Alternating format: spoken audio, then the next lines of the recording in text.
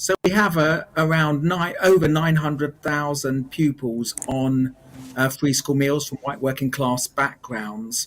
And at every stage of the education system, right through from early years to higher education, they struggle compared to every other ethnic group and cohort. And just to give you two key statistics, at GCSE, just 17.7% of white working class disadvantaged pupils get to pass in maths and English, and just 16% of those pupils go to university. And the problem with all this, it's been a taboo subject for far too long. People have not wanted to discuss it, and when they have, they've come up with muddled and what I call lazy thinking, but have said it's down to poverty.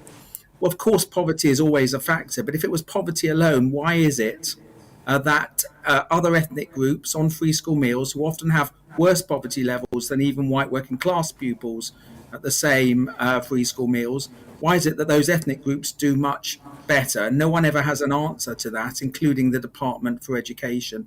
And the other answer is we just need more of the same policies. We've got to acknowledge that this is a serious problem, a major social injustice.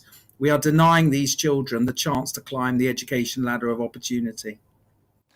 Indeed, Robert Halfon, black African kids, Indian kids, Chinese kids living in the UK on free school meals do better than white working class kids on free school meals and are more likely to go to university. What are the dangers of using the term white privilege? Your committee says that it has been divisive, or it can be divisive. How can that divisiveness actually play out in the classroom, in the playground, in the broader school community?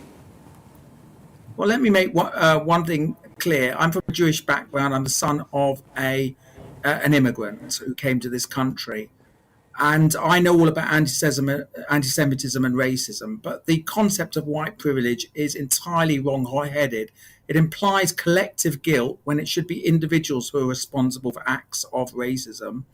It basically says to poor white communities that they are white privileged, and that is wrong-headed in itself. And finally, it's factually incorrect, given what you've just said and the statistics I put out, that white working class boys and girls on free school meals do worse than almost every other ethnic group. And all it does is pit one group against another. I think it's an insidious piece of terminology that is being used. It's spreading more widely. Only last week, the Society of Teachers for Religious Education said it should be introduced to pupils as early as 8 years old. We've got councils using it. We have Bernardo's using it on their blog as a guide to parents, even though the chief executive of Bernardo's said he didn't particularly like the term. And we've got to stop it because it just carries on with the ensures cynicism. It means that those families who've been disengaged from education for a long time, from generation to generation, it makes it worse, that disengagement, rather than solves problems of racism and the other things that people want to do. Thoughts, Robert Halfon, on my experience in Ashfield. It is one of those communities that we have in mind when you wrote the report. Overwhelmingly white. I'm talking. Well, you used to be the MP. Yes, 99% white. One of the lowest constituencies to send kids to university in the entire UK. Now, I was outraged about this because I went to university first in my family and it changed my life. And I was like, we've got to get more of you to university.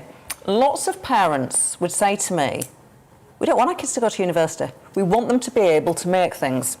Now, I struggled with that because I was trying to deal with the world as I wanted it to be, not how they saw it. I mean, is it right that they say we don't want our kids to go to university? Well, this is the whole thing. You've got it exactly right, because there is a culture amongst white working class communities of apprenticeship skills and vocational education. And this isn't something that should be denied. It should be actually something that is celebrated. And what we need to do is build the prestige of vocational and technical education. And what we've suggested in the report is to bring back design and technology in the in the EBAC because that was taken away. We've said that schools should not get a satisfactory or above rating from Ofsted unless they properly teach kids about apprenticeships and skills as a career option. And we're saying that apprentices, degree apprenticeships, should be rocket boosted so that children can have a university experience, but they have no debt, they earn while they learn, and they get a good job at the end of it. And we need to boost vocational education and give it parity of esteem rather than being seen as something lesser for poorer kids to do. Robert Halfon, thanks so much for joining us. Robert Halfon there, the chair of the Commons Education Select Committee.